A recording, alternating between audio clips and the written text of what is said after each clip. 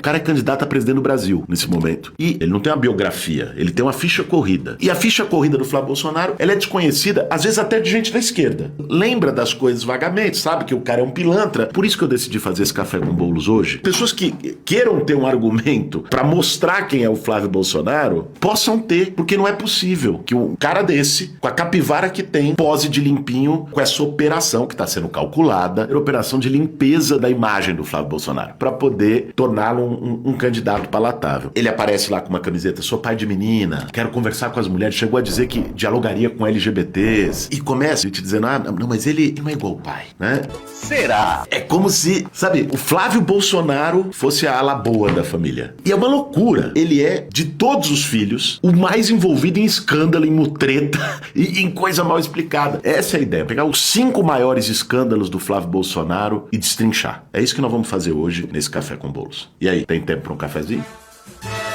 Para fazer um bom café, meu bem. Primeiro escândalo que eu quero falar do Flávio, que é a da compra dos imóveis em dinheiro vivo. Vamos pegar 51 imóveis em dinheiro vivo e a relação direta disso com o Flávio Bolsonaro. Porque a notícia ficou o clã Bolsonaro, mas a operação, ela é diretamente feita pelo Flávio Bolsonaro. O cara fez uma imobiliária de um esquema. O que as reportagens depois do Ministério Público mostrou? Entre 1990, se eu não me engano, e 2020, a família Bolsonaro, em nome de diferentes membros da família, comprou 107 imóveis. 107 imóveis. O domínio da Coab. Só que não era da Coab, né? Era no Vivendas da Barra, por exemplo, lá na Barra da Tijuca, no Rio de Janeiro. Só que tem uma coisa. Desses 107 imóveis, 51 foi em cash, dinheiro vivo. A gente fala, pô, não é crime usar dinheiro vivo. Mas por que a Receita Federal e qualquer investigador, qualquer policial, quando uma compra é feita com dinheiro vivo, ou quando você encontra dinheiro vivo, como foi na casa do Sóstenes, do líder do PL agora... Os agentes da Polícia Federal encontraram 430 mil reais em dinheiro vivo.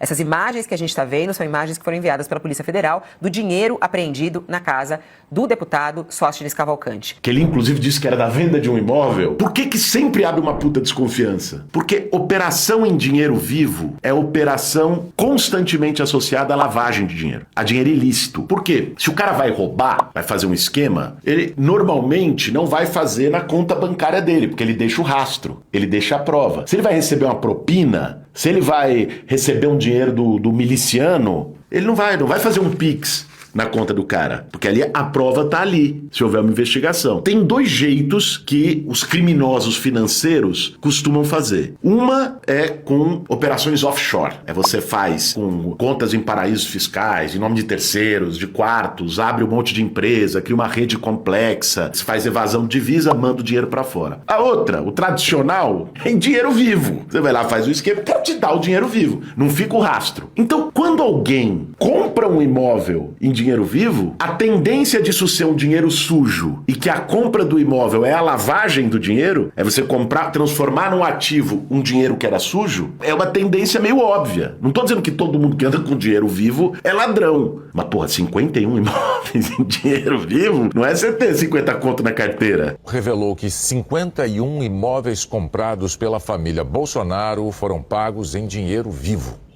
Em valores corrigidos pela inflação, o montante equivale hoje a quase 26 milhões de reais. E aqui tem umas coisas que eu queria, que tá aqui, que eu acho que é importante a gente pegar. Teve um esquema de subfaturamento do imóvel. Ele vendeu por menos ou comprou por menos? Veja, o valor de imóvel, você tem um valor de mercado, você tem um valor venal. Se você vai vender tua casa, você vai vender por valor de mercado, certo? Não é um valor que tá lá no cartório desatualizado, defasado, você vende pelo valor de mercado. A casa do Vivendas da Barra, tá aqui, ó, ela valia na época que o Bolsonaro comprou por valor de mercado 1 milhão. Ele comprou por 409 mil. Mas até que o proprietário estava desesperado para vender. Devia ser. Assim como o proprietário dos terrenos que ele comprou em Resende, no Rio de Janeiro, que ele comprou por 160 mil, mas o valor de mercado era 743 mil. Talvez o Bolsonaro seja um imã de desesperados, né? A família, o Flávio, que ele procura os desesperados e fala, vou comprar por menos, me vende aí por menos. Ele pode ser um bom negociador, faz bons negócios. Quem sabe, né? Que você que está assistindo aqui o Café com Bolos talvez possa concordar. Agora, o próprio Flávio comprou 17 apartamentos com 2 kitnets em Copacabana, em que ele pagou 320 mil em cheque e 638 mil em dinheiro vivo. O Flávio. Então, cara, a pessoa pode dizer, pô, não tem um crime comprovado. Essa investigação não andou. Por que essa investigação não andou? Não é que o cara foi absolvido, nada disso. Simplesmente a investigação, ela foi suspensa no STJ porque ela estava associada das rachadinhas, que é a terceira que eu vou falar aqui. É a da famosa rachadinha. O caso da rachadinha foi pro STJ. Quando foi pro STJ, os advogados do Flávio alegaram que tinha uma coleta de provas ilegal. O STJ manda suspender a validade dessas provas e devolve o caso para o Tribunal de Justiça do Rio de Janeiro. E está até hoje no Tribunal de Justiça do Rio de Janeiro, em berço esplêndido, sem nunca ter sido julgado. Essa decisão do STJ, no caso da rachadinha, impactou os imóveis em dinheiro vivo, os 51 imóveis em dinheiro vivo e a da mansão. É uma loucura, né? Uma manobra judicial, aí jogou para o Rio de Janeiro. Eles sempre foram contra federalizar os crimes, né? Com a família Bolsonaro. Não sei por quê. E por isso que quando o delegado da Polícia Federal do Rio de Janeiro, no governo do Bolsonaro, foi investigar a rachadinha, tem que trocar o delegado! Quem não lembra disso aí? Já tentei trocar gente da segurança nossa no Rio de Janeiro, oficialmente, e não consegui. Isso acabou. Eu não vou esperar fuder minha família toda, de sacanagem, ou amigos meus, porque eu não posso trocar alguém da segurança na ponta da linha que pertence à estrutura nossa. Vai trocar. Se não puder trocar, troca o chefe dele. Pode trocar o chefe dele? Troca o ministro. E ponto final. Não estamos aqui para brincadeira. Conseguiu, porque barrou a investigação, levou para o Tribunal de Justiça do Rio de Janeiro, tá lá a situação. Agora, isso eu acho que faz o gancho com o segundo caso, é o da mansão aqui de Brasília. Porque tá de algum modo ligado ao caso Master. Vê só, o cara comprou em 2021 uma mansão aqui em Brasília por 6 milhões de reais. 5.970.000, para ser mais preciso. Um cara que é senador da República, com um salário de 45 mil reais. Esse cara ia conseguir comprar uma mansão de 6 milhões de reais? Mas até aí, você poderia fazer um questionamento só de incompatibilidade do patrimônio com a renda. Só que tem mais. Ele comprou a mansão com um financiamento de 3 milhões e 100 mil reais do BRB, do Banco de Brasília. Uma mansão de mais de 2 mil metros quadrados. Tem spa, sauna. Bota as imagens, Patrick. Na época deu um burburinho, deu um escândalo, mas depois ninguém falou mais nisso. 3 milhões e 100 mil em 360 parcelas, com taxa de juros de 3,70 ao ano. Quem no Brasil tem taxa de juros de 3,7% ao ano, com os nossos juros mais altos do mundo? É incompatível com os outros financiamentos dados pro BRB. Foi uma linha feita pro Flávio Bolsonaro e que ninguém mais recebeu. O senador Flávio Bolsonaro comprou uma mansão de quase 6 milhões de reais em um bairro nobre de Brasília.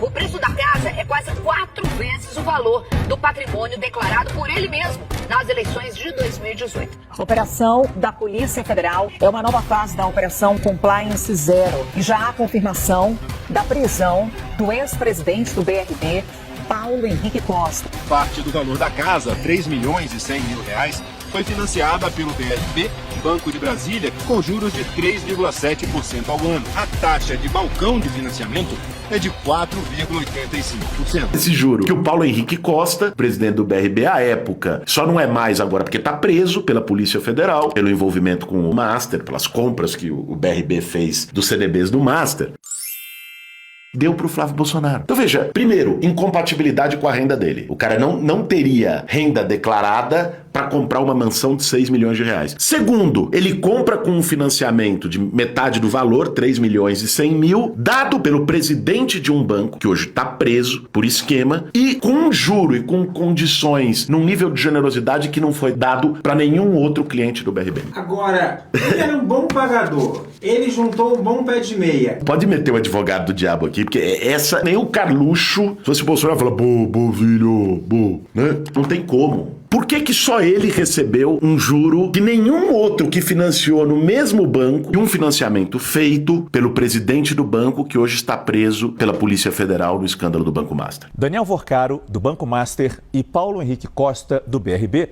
teriam ajustado o pagamento através de imóveis de altíssimo padrão em São Paulo e em Brasília. Ou seja, através de corrupção, Paulo Henrique facilitaria as negociações para a compra de títulos podres, créditos podres do banco de Daniel Vorcaro, o Banco Master. Por que só ele recebeu aquela taxa de juros? Não dá para deixar cair no esquecimento o caso da mansão aqui de Brasília. E aí, acho que esses dois pontos têm que ficar colocados na mesa. Então veja, 2 casos envolvendo imóveis.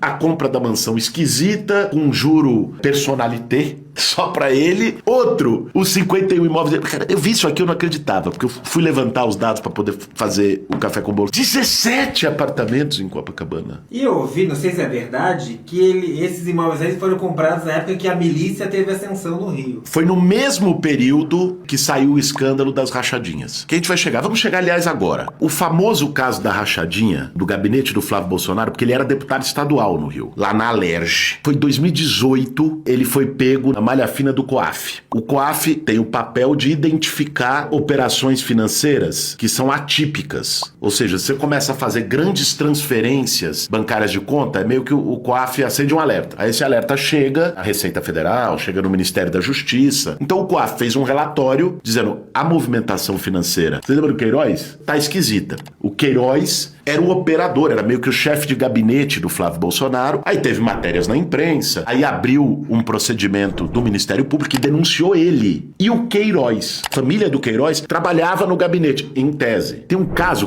acho que era a filha dele, era personal trainer numa academia. Ou seja, ninguém trabalhava no gabinete dele. As pessoas davam o nome como laranjas pra ficar com uma parcelazinha do salário e o grosso do salário de todos os assessores era operado pelo Queiroz no esquema de rachadinha. O que é a rachadinha? Rachadinha é isso, pega um pouquinho, pega de um, pega o tanto de outro, pega o tanto de outro, faz um caixa geral que deu R$1.200.000 no gabinete do Flávio Bolsonaro, segundo a investigação. E aí o Queiroz operava, achando que era malandro, e ele fazia depósitos fracionados, sempre com o mesmo valor. Por quê? Porque eles sabem que o COAF é alertado a partir de um certo valor. Só que eles foram fazendo essas movimentações. Foi daí que surgiu o negócio do cheque, porque a Michele Bolsonaro recebeu vários cheques nesse esquema da rachadinha. 27 depósitos. 27 depósitos. Que deu 89 mil. Mas eu também não vi nenhum funcionário dele reclamando que dava dinheiro pro Queiroz. Lógico, os caras não trabalhavam. O esquema funciona assim. Um aluguel de CPF. Você não precisa nem aparecer, cara. Você só vai dar o teu nome, assinar o contrato, o dinheiro vai cair na tua conta e você cobra meio que uma comissão por alugar o CPF. Por isso que as pessoas não reclamaram, porque nesse caso elas eram cúmplices do esquema dele. E o André dava muito problema aí, porque o André nunca devolveu o dinheiro certo que tinha que ser devolvido, entendeu? Tinha que devolver 6 mil, o André devolvia 2, 3.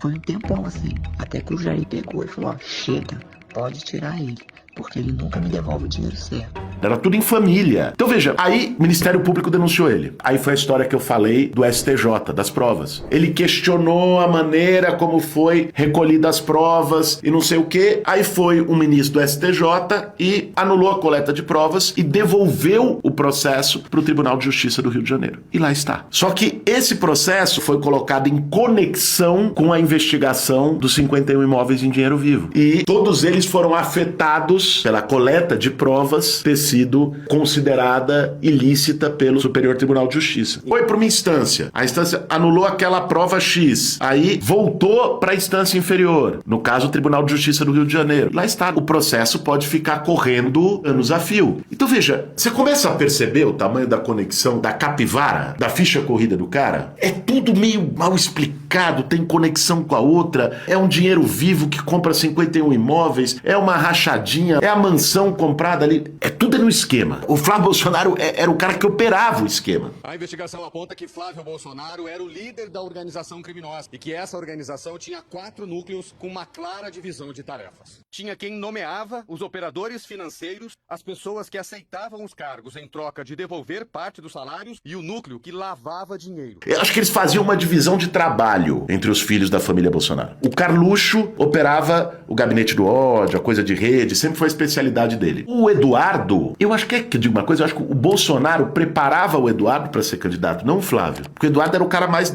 que fazia a parte política. o embate, a relação internacional com os Estados Unidos. Só que ele se afundou no pântano do negócio do tarifaço, que ele não pode nem pisar no Brasil, é traidor da pátria. Aí sobrou o Flávio, que o outro é moleque do condomínio lá que não dá. Então sobrou o Flávio. E o Flávio era meio que caixa da família. Era no gabinete dele, na Alerj, que operava o esquema da rachadinha. Era ele que operava a maior parte das compras de imóvel em dinheiro vivo. É ele que compra uma mansão em Brasília e faz o negócio com o BRB. O Queiroz não era o chefe de gabinete do Carluxo ou do Eduardo Bolsonaro na Câmara, ou do próprio Bolsonaro. O Queiroz era o chefe de gabinete do Flávio. E aí entra uma outra figura, quarto caso que eu quero trazer para vocês, que é o caso da relação com a milícia. Tinha uma outra figura oculta no gabinete do Flávio Bolsonaro, não ele diretamente, mas os seus representantes, no caso a esposa e a mãe, que é o capitão Adriano da Nóbrega. Quem é o Adriano? O Adriano da Nóbrega, hoje morto, em algo que muitos dizem que foi uma queima de arquivo, foi morto no esconderijo na Bahia, diziam que ele poderia delatar. Ele era o chefe do escritório do crime de Rio das Pedras. Você lembra da investigação do assassinato da Marielle Franco, que surgiu o escritório do crime? Por que chamava escritório do crime? Porque era o que se chama de pé de pato, era matador de aluguel. Ele cobrava pra matar. O negócio dele era esse. Só que não era só ele, era um escritório, um grupo que operava a milícia em Rio das Pedras, que é uma das regiões mais simbólicas da força da milícia no território do Rio de Janeiro, e ao mesmo tempo operava um grupo de matadores de aluguel, que é onde entra os caras que atiraram na Marielle. O homicídio é um crime traumatizante. Afinca no peito uma dor que sangra todo dia. Dias mais, dias menos, mas todos os dias. A pessoa que é assassinada deixa uma falta, uma carência, um vácuo que palavra nenhuma descreve. A sentença que será dada agora, talvez também não responda a pergunta que ecoou pelas ruas da cidade do Rio de Janeiro, do Brasil e do mundo. Quem matou Marielle Anderson? A sentença que será lida agora se dirige aos acusados aqui presentes. E mais, ela se dirige aos vários Rones e vários Élcios que existem na cidade do Rio de Janeiro, livres por aí. E o Adriano da Nóbrega foi capitão da Polícia Militar do Rio de Janeiro. E ele foi homenageado pelo Flávio Bolsonaro na Assembleia Legislativa e recebeu do próprio Jair Bolsonaro na Câmara dos Deputados. A relação dele com a família era umbilical. Mas quem era o responsável por cuidar dessa relação? O Flávio. Mas o Flávio era obrigado a saber que esse Adriano era chefe do crime? Isso foi o que ele disse agora quando foi no podcast, no Inteligência Limitada. O senhor homenageou, visitou na cadeia, treinou tiro e empregou a família do chefe do escritório do crime. Quando eu o conheci, ele é um cara, uma referência. Exímio atirador, né? Depois disso ele buscou um caminho errado. Eu não posso ter responsabilidade de um troço que isso aconteceu faz mais de 20 anos. Mas não é o que o Adriano da Nóbrega fez no futuro. Quando ele homenageou o cara, a medalha Tiradentes que o Flávio deu pro Adriano da Nóbrega, ele foi levar na cadeia. O Adriano da Nóbrega já estava preso por envolvimento com a milícia. Levou na cadeia? Na cadeia. Medalha Tiradentes, que é a maior honraria da Assembleia Legislativa do Rio de Janeiro, ele foi entregar em 2005 na cadeia. Ele vai dizer, eu não sabia. É muita coincidência que ele homenageou 16 policiais militares ligados à milícia no Rio de Janeiro. Se especializou em homenagear miliciano. Bolsonaro chegou a defender, inclusive, vou esquecer isso, né? Bolsonaro chegou a defender legalização das milícias. Diz que era uma coisa positiva. O advogado do Bolsonaro, lembra aquele cara, Vacef? Aquele advogado do Bolsonaro acompanhou a fuga do Adriano da Nóbrega quando ele foi parar nesse esconderijo na Bahia. E tinha rumores à época de que ele poderia delatar sobre a relação dos Bolsonaro, do Flávio, que é quem operava, com a milícia do Rio. Então veja, o Rony Lessa, que tá preso pelo assassinato da Marielle, agora confesso, morava no condomínio do Bolsonaro. Coincidência também? Aliás, quando o deputado fez um discurso na tribuna da Câmara, trazendo os vários fatos que ligavam o Bolsonaro ao escritório do crime. E nós nos perguntamos ainda hoje quem mandou matar Marielle Franco. Se nós pegarmos o que a investigação avançou, nós temos 3 acusados principais. Um deles, Rony Lessa, vizinho de Jair Bolsonaro e que sua filha foi namorada de Jair Renan, filho de Jair Bolsonaro. O segundo acusado, Élcio Queiroz, preso, assim como Rony Lessa, que tem fotos com Jair Bolsonaro e que teve 12 vezes, ao menos, no condomínio Vivendas da Barra, onde mora Jair Bolsonaro. Por isso nós perguntamos novamente, quem mandou matar Marielle Franco? O Bolsonaro me processou. Aí nós tivemos uma audiência judicial, por sorte foi pro Zoom, não fiquei no mesmo ambiente que ele, e perdeu. Processou porque eu o associei à milícia, perdeu o processo. Tá recorrendo, mas perdeu. Tá passando mal. Tá passando mal. Essas associações, cara, elas são fatos. Tudo que nós estamos falando aqui, de todos esses temas, basta pesquisar. Aliás, vai aparecer aqui no videozinho, né, as matérias, as coisas, mas basta pesquisar. E agora vamos pro quinto. Não percam as contas, gente, ó. Primeiro, 51 imóveis em dinheiro vivo. Segundo, mansão de Brasília. Terceiro, rachadinha no gabinete de deputado estadual. 4, relação com o escritório do crime com as milícias do Rio de Janeiro. Quinto, o caso Copenhagen. Vocês lembram daquele caso da lavagem de dinheiro em loja de chocolate? Esse caso aqui, Rodrigo, ele é muito curioso. Porque em 2015, Flávio Bolsonaro abre uma franquia da Copenhagen num shopping do Rio de Janeiro. Beleza. De repente, essa franquia começa a receber um monte de depósito em dinheiro vivo. Todos